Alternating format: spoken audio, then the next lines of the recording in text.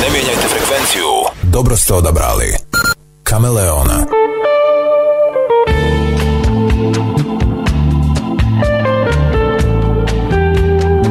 I evo naše popodnevno druženje danas kreće malo ranije, 12 sati 57 minuta, obično bi krenuli oko 14, ali imamo pravi razlog da kažemo dobar dan danas ovako baš ranije.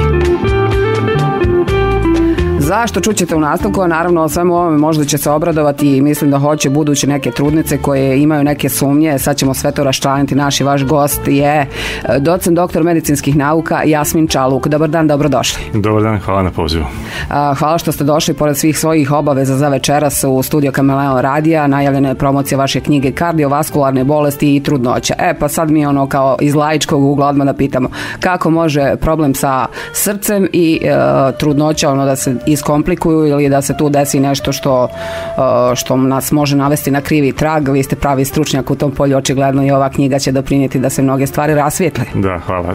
Dakle, mi trudnice u pravilu percipiramo kao jednu zdravu populaciju, ne očekujemo da imaju problema, međutim, statistike pokazuju da je i u zapadnom svijetu i u zemljama u razvoju najveći uzrok pobolijevanja, ozbiljnog pobolijevanja i smrtnosti trudnica upravo grupa kardiovaskularnih bolesti. Kardiovaskularne bolesti inače su najčešći uzrok smrtnosti i u zapadnoj Europi, u zemljama u tranziciji i to je jedan gorući problem. S druge strane, dešava se danas da imamo dva vrlo interesantna elementa kad je trudnoća u pitanju. Jedan je da žene biraju da budu trudne nešto kasnije nego što je to prije bio slučaj, nešto zbog karijere, nešto zbog kasnije udaje i tako dalje, tako da ih to stavlja možda nekad u neke rizične skupine, mogućnost da oboli od hipertenzije, čak i od koronarne bolesti i slično. Na drugoj strani, napredak današnje medicine omogućio je da se vrlo efikasno tretiraju neke urođene srčane mane još u ranom djetinjstvu koji su se teže prije tretirale. Tako da ta djeca onda odrastu, dođu do reproduktivne dobi, naravno i majke, buduće majke koje su nekad imale ozbiljan kardiovaskularni problem koji je možda riješen ili djelimično riješen u djetinjstvu, također žele da imaju djecu i potomstvo. I onda imamo i tu jednu populaciju žena sa korigiranim ili parcijalno korigiranim srčanim manama koje žele da zatrudne, a to može biti izvjestan rizik. Naravno, dešava se nekad da se ne prepoznate da otad kardiovaskularna stanje, poremećaje zdravlja manifestiraju u trudnoći, jer trudnoća je specifično malo naporno stanje za ženski organizam. Mijenja se kompletna fiziologija, mijenja se hormonski status, mijenja se čak i količina krvi i tako dalje i tako dalje. Mogu se ispoljiti neka stanja koja su dotad bila neprepoznata. A imamo na kraju i skupinu bolesti koje se javljaju isključivo u trudnoći kao posljedica interakcije specifičnog metabolizma u trudnoći i nekih predispozicijskih faktora, tako da neke žene mogu dobiti kardiomiopatiju koju zovemo peripartalna. To je jedna vrsta iznenadne srčane slabosti koja može biti opasna i po život i isključivo je vezana za trudnoću, a ima žena koja dobiju poremećaj koji zovemo preeklampsija, također vjerovatno imunoposredovan i isključivo u trudnoći. I sve su to problemi s kojima se susreće medicinska zajednica i mi internisti kardiolozi uvijek se posebno zabrinemo kad nam dođe trudnica, jer kad tretirate trudnicu, ne tretirate samo majku, znate, unutra je plod, tu tretirate 2 osobe ili 3 ako su u pitanju blizanačke trudnoće i lijekovi i dijagnostički terapeutske procedure neminovno djeluju i na plod u uterusu. Tako da je potrebno vrlo pažljivo procijeniti šta mi zapravo smijemo raditi, šta trebamo raditi, šta je najbolje za majku, šta je najbolje za dijete. Najprije evo da raščlanimo i to kome je knjiga namijenjena, znači koliko vam je trebalo vremena da sve to što imate od znanja, sigurna sam da je široko i daleko, da stavite u jednu knjigu.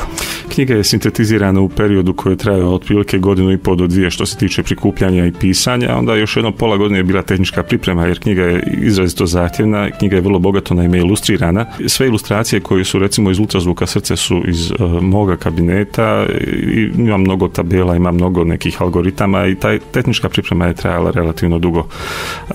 Knjiga je primarno namijenjena medicinskoj zajednici, dakle ljekarima, internistima, kardiolozima, ginekolozima, akušerima i doktorima porodične i opće medicine koji se u svakodnevnom radu sreću naravno sa trudnicama, a pogotovo sa trudnicama koje sumnjaju ili imaju kardiovaskularni problem ili su eventualno u riziku da ga razviju.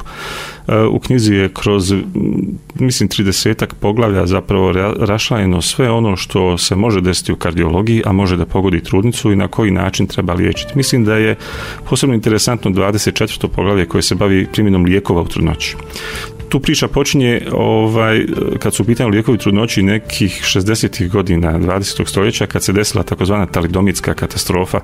Desilo se naime da je bio pušten na tržište lijek za koji se smatralo da je dobar sedativ, da nema nikakvih propratnih pojava i posebno su ga često trudnice uzimale, ali su se onda počela rađati djeca koja nisu imala dugih kostiju ruku ili nogu sa nekim bateljcima, sa nekim vrlo ovako bizarnim izgledom, što je pokrenulo ljude da malo razmišljaju o tome, o djelovanju lijekova na plod, i danas imamo vrlo precizne klasifikacije u Sjedinjenim državama, u Kanadi, u Švedskoj, Njemačkoj, Australiji, koje se bave pitanjem utjecaja lijekova na plod. Upravo 24. poglavlje pobrojalo je sve lijekove koji se koriste u kardiovaskularnoj medicini, mnogi od njih koji kod nas uopće nisu registrirani, ali ja se nadam da će biti, i njihovo djelovanje je kategorije rizika po trudnicu i po plod, čak i njihovo djelovanje u periodu dojenja. Osim ovih lijekova, ja sam pobrojao neke druge najčešće koji se koriste danas u medicini, od antibiotika preko lijekova u tretmanu dijabetesa, lijekova u tretmanu malignih oboljenja i slično. Mislim da je na jednom mjestu ovdje zapravo sintetizirano sve ono što vam može pasti u kardiologiji na pamet, a da je vezano za trudnicu, čak su obrađene i kardiohiruški zahvati u trudnoći.